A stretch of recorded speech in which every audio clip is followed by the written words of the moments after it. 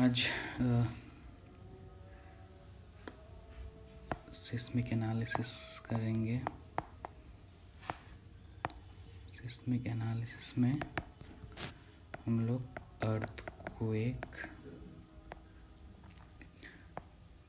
Load को quantify करेंगे। ठीक है, तो सिस्मिक एनालिसिस के बहुत सारे प्रोसेस है। उसमें से हम लोग जो IS 1893 में जो इक्विवेलेंट लैटरल प्रोसेस है,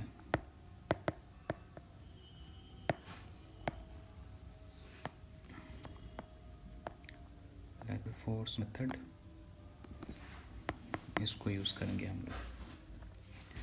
तो इसका मेन है कि हम लोग पहले बेस शेयर निकालते हैं VB, फिर उसको डिस्ट्रीब्यूट कर देते हैं ईच फ्लोर में, तो वो हर फ्लोर का लैटरल फोर्स निकल जाता है। तो एक क्वेश्चन लिया हुआ है मैंने, the plan and elevation of A 3-story RCC school building is shown in the figure.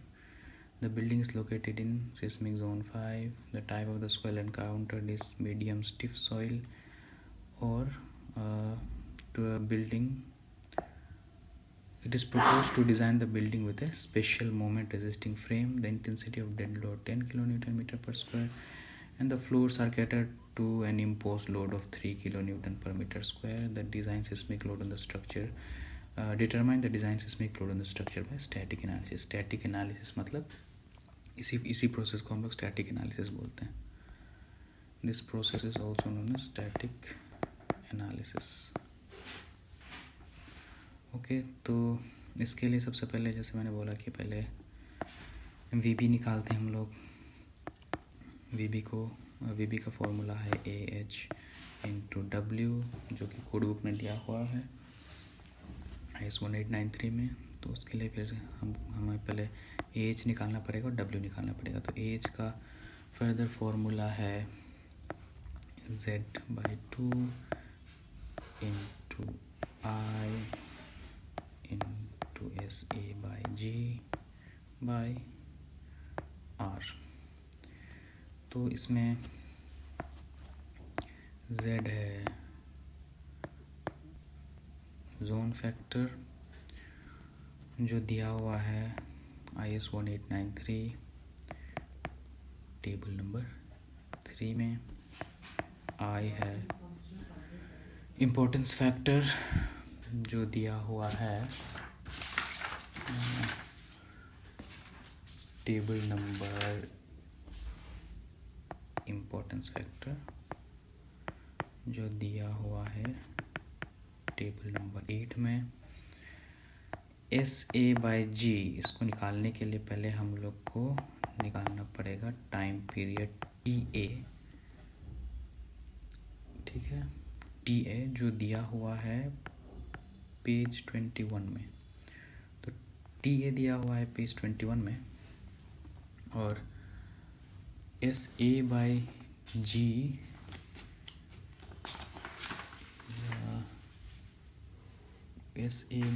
दिया हुआ है पेज नंबर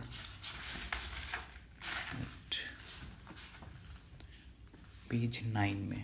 SA/G दिया हुआ है पेज 9 में। तो इसके लिए पहले TA निकालेंगे, TA के हेल्प से हम लोग SA/G निकालेंगे। और Z हो गया, I हो गया, SA/G हो गया, R है रेस्पॉन्स रिडक्शन फैक्टर। R दिया हुआ है टेबल 9 में IS 1893 में। तो अब AH, पहले Z देखते हैं Z क्या है। Z है टेबल 3 में। तो Z टेबल 3, जोन है हम लोग का जोन 5। ठीक है, जोन 5, तो जोन 5 के लिए z है 0.36। आई टेबल 8 से देखेंगे इम्पोर्टेंस फैक्टर। टेबल 8 में है इम्पोर्टेंस फैक्टर। तो हम लोग का बिल्डिंग है स्कूल बिल्डिंग के लिए टेबल 8 में सीरियल नंबर 1 में देखिए important service and community buildings of structures, for example critical governance buildings, schools, और आई दिया हुआ है कॉलम 3 में 1.5, तो 1.5। उसके बाद आर देखते हैं हम लोग, रिस्पॉन्स रिडक्शन फैक्टर टेबल 9 में दिया हुआ है। हम लोग का बिल्डिंग कैसा है, स्पेशल मोमेंट रेजिस्टिंग फ्रेम है, स्पेशल मोमेंट रेजिस्टिंग फ्रेम, और क्या है आरसीसी का। तो इसके लिए आप टेबल 9 में जाइए और सीरियल नंबर 1 का B number, RC building with special moment resisting frame, R दिया हुआ है 5, ठीक है, R5 दिया हुआ है। अब हम लोग SA/G निकालेंगे। SA/G निकालने के लिए पहले हम लोग TA निकालेंगे। तो TA के लिए पेज 21 में जाएंगे हम लोग। पेज 21 में TA क्लॉज 7.6.2 में नंबर A for bare MRF moment resisting frame buildings without any masonry infills. उसके बाद B में है building with RC structural walls, ये भी नहीं है। Bare MRF building without any masonry infills, ये भी नहीं है। उसके बाद C में है ऑल अदर बिल्डिंग्स, तो ऑल अदर बिल्डिंग्स से हम लोग आएगा ये, तो ऑल अदर बिल्डिंग्स के लिए TA दिया हुआ है 0.09 H divided by √D। H क्या है, H है height of the building,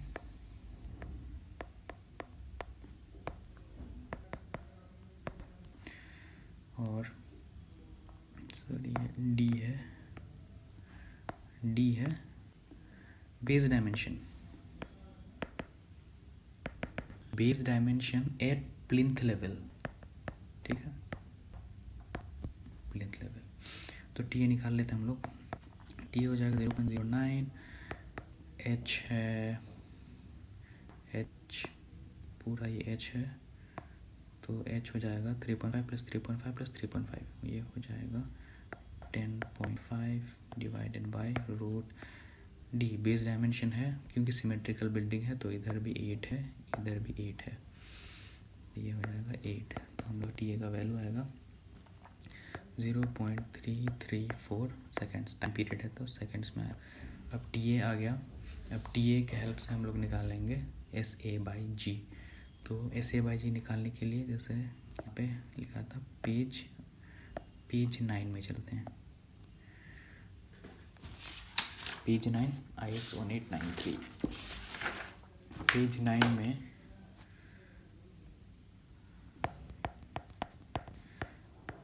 page 9 में क्लॉज 6.4.2 राइट साइड में देखिए पेज 9 का, for use in equivalent static method. अब यहाँ पे पहले सॉइल कंडीशन दिया हुआ है SA/G। पहले सॉइल कंडीशन देखते हैं। सॉइल कंडीशन है हम लोग का मीडियम स्टिफ सॉइल, ठीक है, मीडियम स्टिफ सॉइल की हम लोग देखेंगे। For medium stiff soil second वाला, और टाइम है हम लोग का 0.334 सेकेंड्स, जो कि फर्स्ट वाले में आएगा। Time is less than 0.55 seconds and greater than 0 seconds.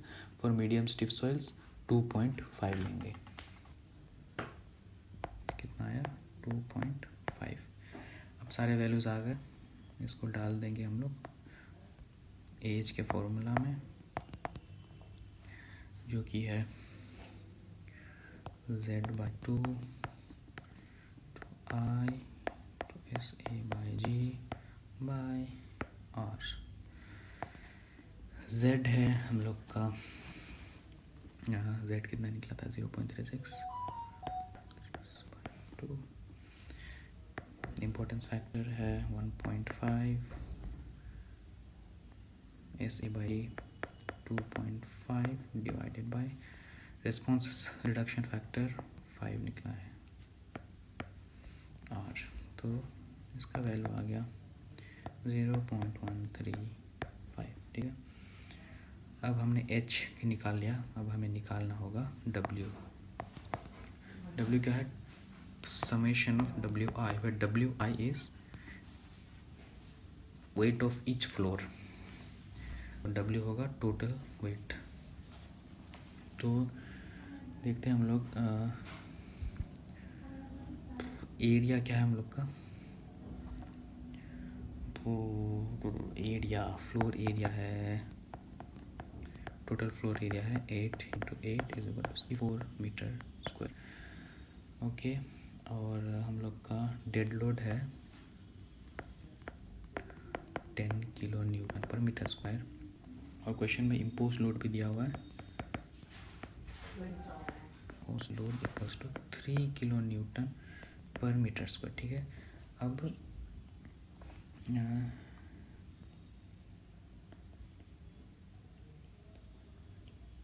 Impose load, अब फिगर में देखिए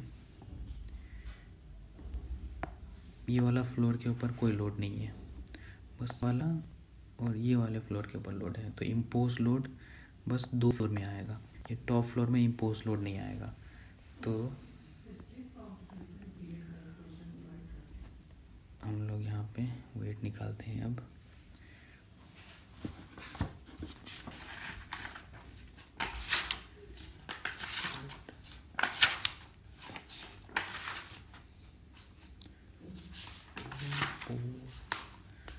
एक बार टेबल 10 में देखेंगे,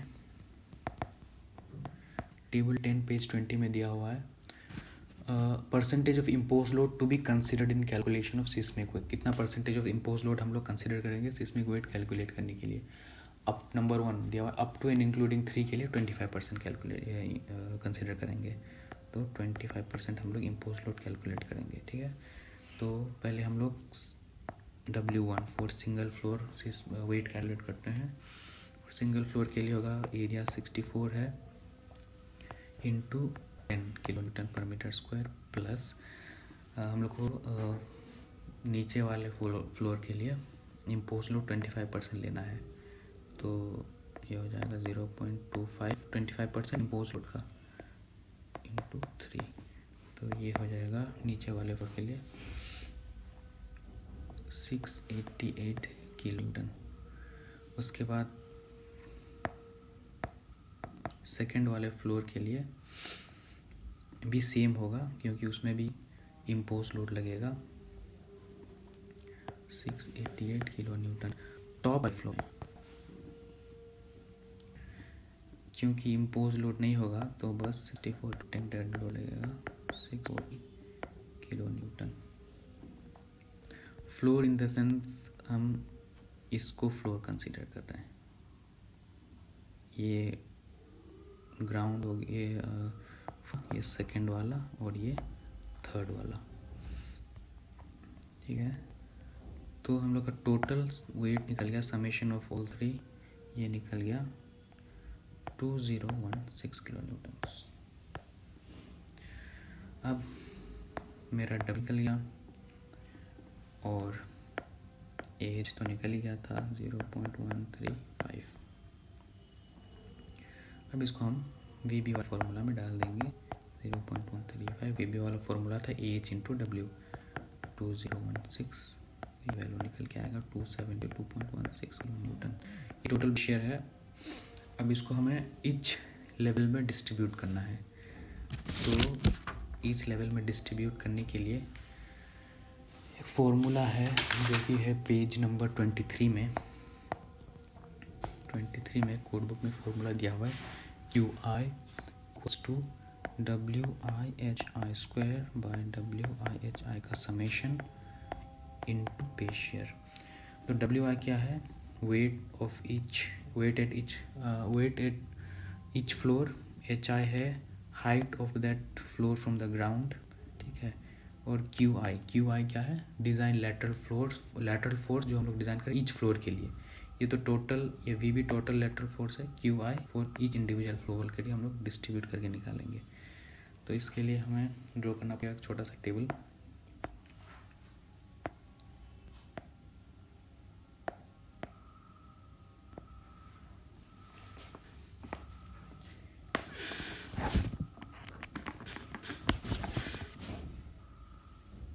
इस टेबल में ये स्टोरी लेवल, ये हो गया wait of the floor, height of that floor from the ground, ये हो गया WHI², ये हो गया WIHI रेशियो हो गया प्रोपोर्शन,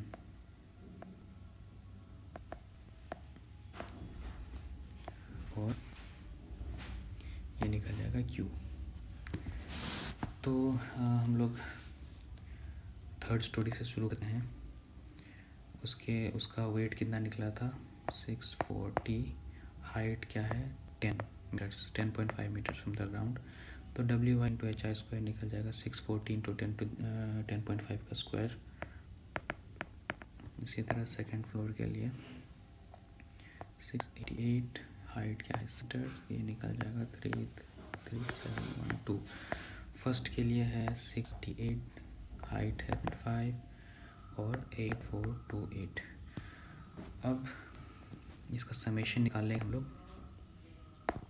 इसका समेशन हो जाएगा जो कि ये है, ठीक है। इसका समेशन हो जाएगा 112,700। अब इससे इंडिविजुअली हम लोग डिवाइड कर देंगे फॉर थर्ड स्टोरी के लिए 70560 डिवाइडेड बाई समेशन 1170 कितना हो गया 0.626। सेकेंड स्टोरी के लिए होगा 3312 डिवाइडेड बाई 112700। इसका वैल्यू आएगा 0299।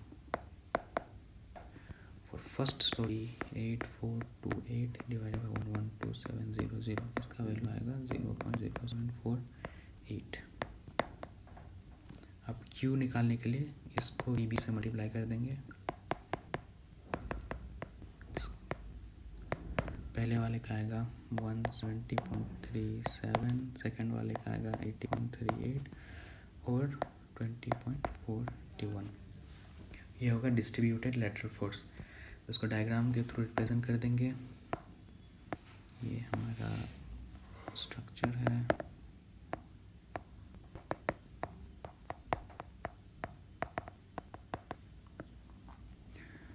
तो पहले वाले लेवल में कितना लग रहा है, यहाँ लग रहा है 20.41, ठीक है, किलो न्यूटन्स में होगा ये, किलो न्यूटन्स में।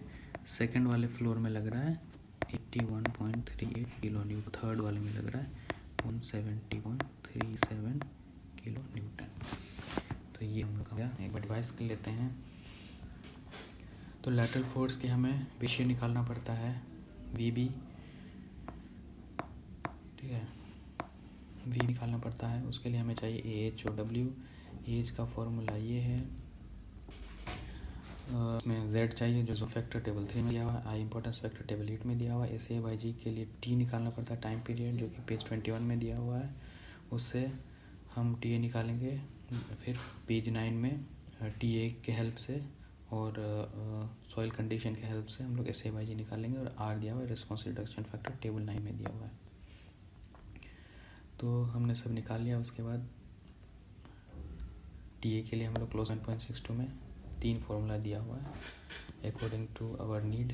उसमें तीनों में से हम लोग एक सेलेक्ट करेंगे। उसके बाद सारे चीज़ को एज में डालेंगे, एज का वैल्यू निकल जाएगा। फिर उसके बाद हम लोग weight, total weight of the structure calculate करेंगे। उसके लिए अगर इम्पोज होगा up to 3 kilo newton impose load होगा तो उसका 25% हम लोग वेट में कंसिडर करेंगे। तो हमने पूरा वेट निकाला, 2016 किलो न्यूटन निकला। फिर वी भी निकला। इस वी भी को निकलने के बाद हमें इसे डिस्ट्रीब्यूट करना है हर फ्लोर में। तो डिस्ट्रीब्यूट करने के लिए ये वाला फॉर्मूला दिया हुआ है पेज 23 IS 1893 में। तो हमने एक सिंपल सा फिगर बनाया और इस लोड को 272.16 किलो न्यूटन को डिस्ट्रीब्यूट कर दिया 3 लेवल में। तो ये है आपका फाइनल लेटरल फोर्सेस निकला।